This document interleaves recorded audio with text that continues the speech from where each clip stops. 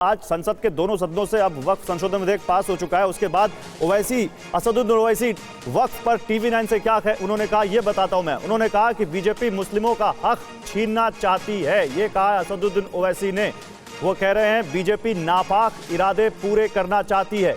उन्होंने कहा मुझे कोई उम्मीद नहीं है इस बिल से, नाम चाहे उम्मीद रख दिया हो आपने, अल्लाह मेरे लिए थे और रहेंगे, ये कहा है असदुद्दीन ओवैसी ने।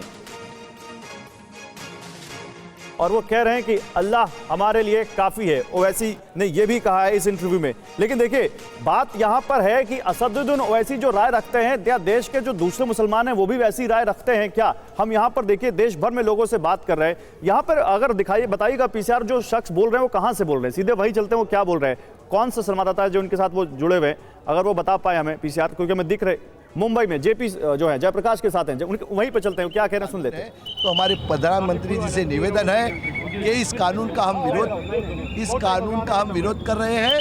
तो इस कानून को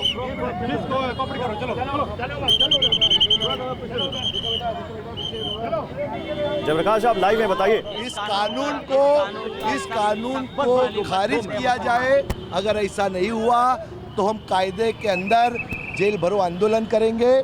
इसके लिए हमारी रिक्वेस्ट है, हमारी दरख्वास्त है कि इस कानून को खारिज किया जाए। लेकिन जेल भरो आंदोलन की कहाँ जरूरत पड़ रही है? सरकार तो कह रही है कि ये आपके हक में है। ये नहीं। मुसलमानों का भला सोचना छोड़ दे। मुसलमानों का भला करने के लिए ये जो वक्फ की जो जमीन है वो अल्लाह की जगह है, सारी जमीन है। मंदिर, मस्जिद हो, दरगाह हो, सारी चीज़ है वो अल्लाह की दी हुई चीज़ है, उसमें आपको इंटरफेयर करने की कोई ज़रूरत नहीं है। हमारे वक्फ बिल कानून लाके जो अमेंडमेंट किया है, ये सिर्फ अपने मुसलमानों की जो वक्फ की प्रॉपर्टी हड़पना चाह रही है। इस कानून के जरिए जो है ना, जो अमेंडमेंट लेके आए हैं वो उसके जरिए ये लोग सिर्फ और सिर्फ मुसलमानों को कमज़ोर करेंगे। हमारी जो खानकाहें, हमारी मस्जिदें हैं, हमारी जितनी भी चीज़ें हैं सबको कब्जा करने के लिए। बिल आपने पढ़ा है क्या? ये सारी जानकारी पढ़ा है। सिर्फ हमारे को कमज़ोर करने के लिए कानून लेके आए गए, सिर्फ हमारे को कमज़ोर करने के लिए। हमें इस बिल का विरोध नहीं होगा। अगर सरकार इतना ही मुसलमानों का भला चाहती है तो जिस तरह वक्फ बोर्ड के अंदर ट्रस्टियों को घुसाया गया, इसी तरह हमें बालाजी में भी हमारे मुस्लिम ट्रस्टी चाहिए, तिरुपति में भी चाहिए, जैन मुनियों में भी चाहिए, हर जगह हमें हमारा मुस्लिम ट्रस्टी चाहिए।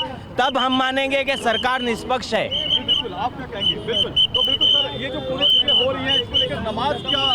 तो जयप्रकाश को आप जयप्रकाश के साथ जो वहाँ पर और जो मुस्लिम समुदाय के लोग हैं जो नमाज पढ़ के वापस आ रहे हैं, वो यहाँ पर आपको राय दे रहे थे।